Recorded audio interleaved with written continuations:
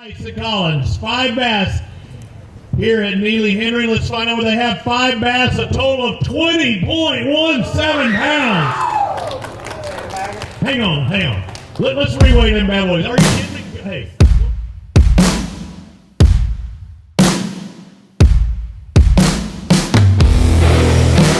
Welcome to the Winner's Tackle Box, brought to you by Academy Sports and Outdoors. We just wrapped up the first event, 2022 season, Alabama Bass Trail North Division on Neely Henry. Joined here with the winners, Jonathon Collins, Blake Hice, guys. Great win. What everybody came into this tournament saying it's going to be really tough bite. It was tough, but you guys had a really good day. Tell us how that went.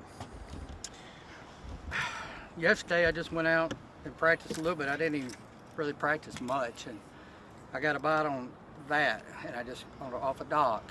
It's the Evergreen Flat Force. Yep. And I just left that dock and I started cruising around looking at other docks that had the depth and the color. What the best color I could find that wasn't real, just mud, and it paid off this morning. Okay. I mean, we was going to go upriver and fish, but I had a place down and that I got that bite yesterday, and I just went down there and started. But we had people all around us. I mean, just chunking and winding just like us. Okay, so let's go back. Let's talk about practice, because we hear a lot of guys preparing for tournaments and they think they got to go out and practice and catch a bunch of fish. And really, practice is about trying to figure out what you're going to do on tournament day, because everything you catch in practice doesn't count. What counts is what you catch on tournament day. And you said you kind of picked up on a bite and you started to look for places, not go catch fish, but look for places. Is that what you typically do in a tournament, or did you do that primarily because you knew it was going to be a tough bite? I knew it was going to be a tough bite, but I fished a tournament last week down on Lake Martin, and I had the same, didn't practice, didn't go. I mean, just had the confidence, roll over from there to here, fish with another buddy of mine, and I kept it in my hand. And we went up river and caught one on spinnerbait, but I mean, I never got a bite yesterday on spinnerbait. Didn't really throw it, but I just had the confidence rolling in here that this was going to be the bait. So that's a flat-sided crankbait. We hear a lot of guys talk early in the year, flat-sided crankbait's a key. Tell us a little bit about that and why you chose that particular bait.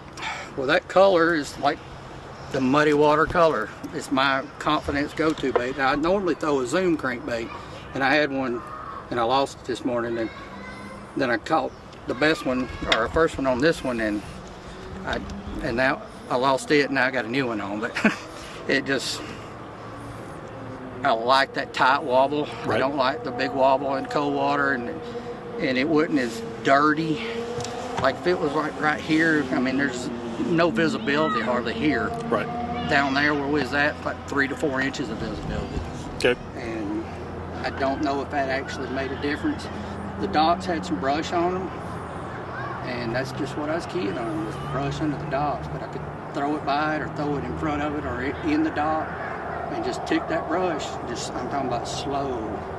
I mean, I got it on a 6.3 Steve's, and I got 20-pound sunline on there. Right. Mono. I mean, Right. I just getting it down enough where it would tick the top of the tree. It's 8 to 10 foot deep. Okay. 8, 9, 10 foot deep. That's the depth where the trees were. What's the top of the trees? Maybe 6, Okay. 5.5, different ones. Now, you said there were a lot of other boats in there. What do you think they were maybe not doing right, or what were you doing different than what they were doing? Honestly, I don't know, but I know they was in a lot of, I mean, they was fishing a lot faster than we was.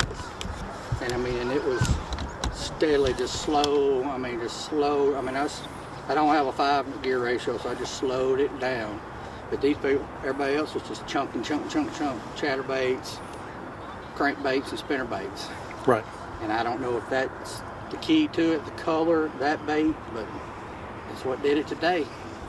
When we know it's tough conditions and the bite is difficult, it just takes doing something a little bit different, or slowing down, or that's the difference in triggering the fish to bite. And you guys proved it today.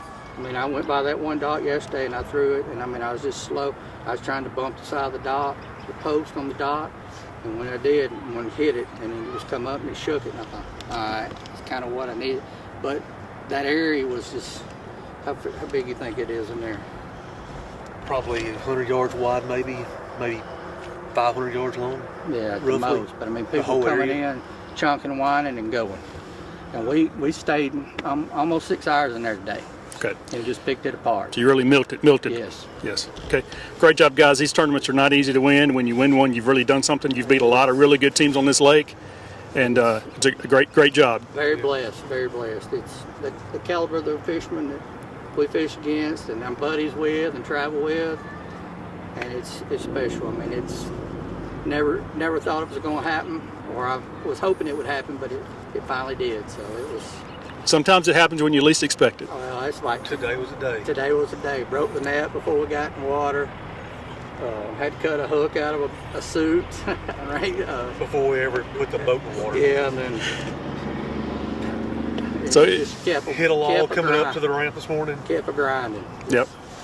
So it was an adventure this morning, but you guys straightened it out really well. And We sat underneath those bridges this morning. I laughed and joked, said, "The way this is going right now, we'll probably win this thing." He said, "Yeah." Well, you're right. You did win it. Great job, guys. appreciate it. Thank you. Thank you. Folks, before you head on your next adventure, be sure to stop by your local Academy of Sports and Outdoors, where you'll find all this gear and more.